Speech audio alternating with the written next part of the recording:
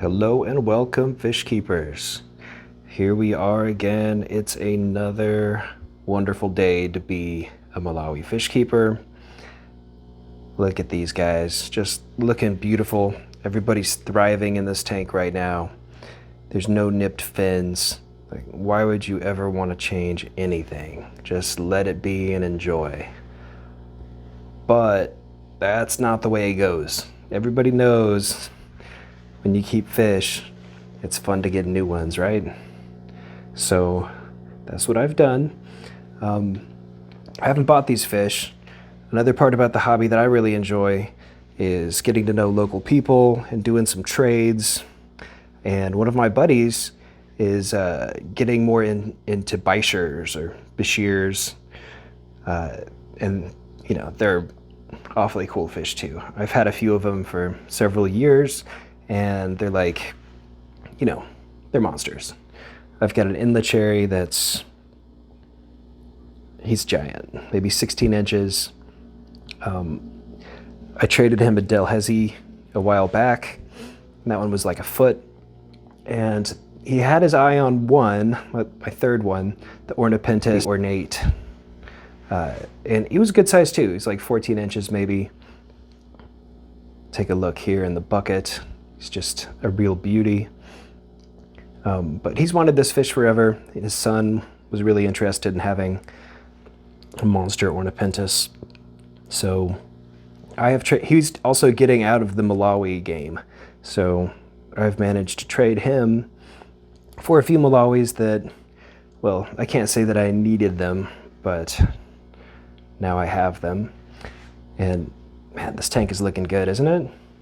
It's like got the perfect number of fish in it, but I think we're gonna add 3 more big ones. And if you watch till the end of the video, I will give you some preview into the next step of this tank because it's about to get a major upgrade, which I'm pretty stoked about.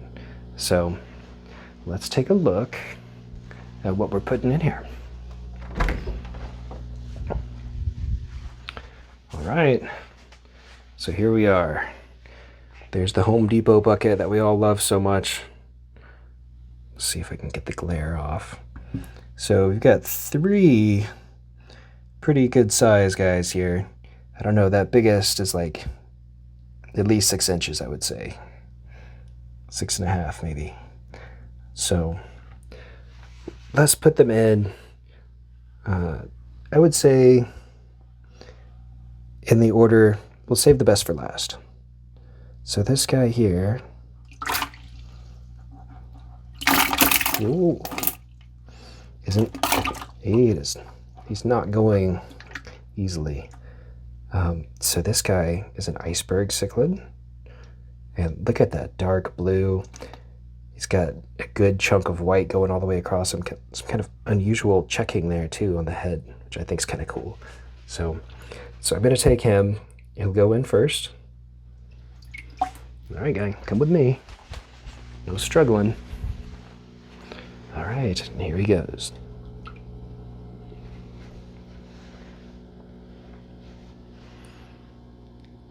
Straight to the corner.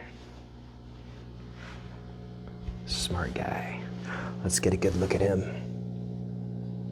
Now these fish are acclimated. That bucket was fully acclimated, so looks like he's breathing pretty hard.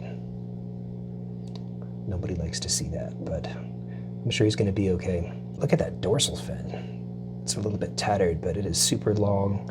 That looks like a nice specimen to me. Nice little orange blaze there on the caudal fin.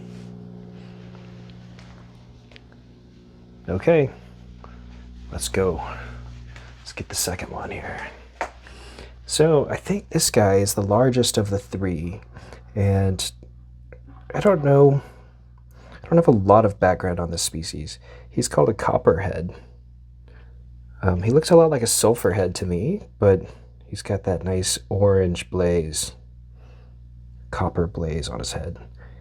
He's nice and quiet. All right, buddy, let's get a look at you. Another just stunning specimen. He's gonna be looking even better once he gets settled into his new home. Look at that. Wow. It's almost like a mohawk he's got, isn't it? Super cool. So I had a sulfur head a while back that has sadly passed on. So this guy's kind of filling that role for the time being.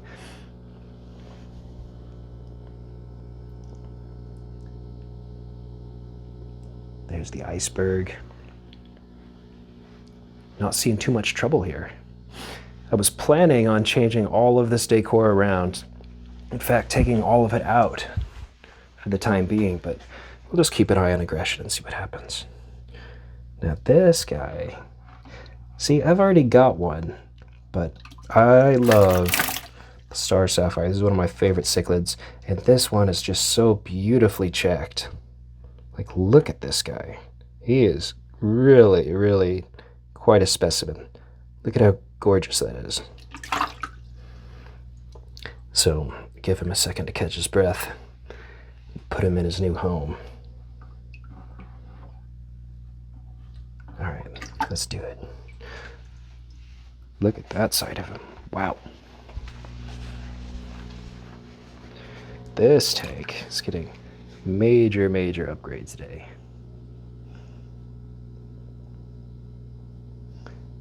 The new boys over there encroaching on this. See, I have two Mbunas. That's one of them there. The lighter colored fish.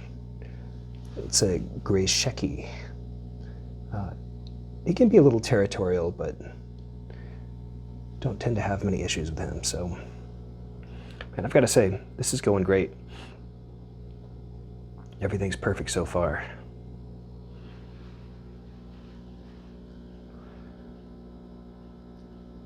Wow, that is a full tank. What do you think? Is this too crowded? I don't love it, honestly. Like, I wish it was another couple feet longer, but that's the way it is.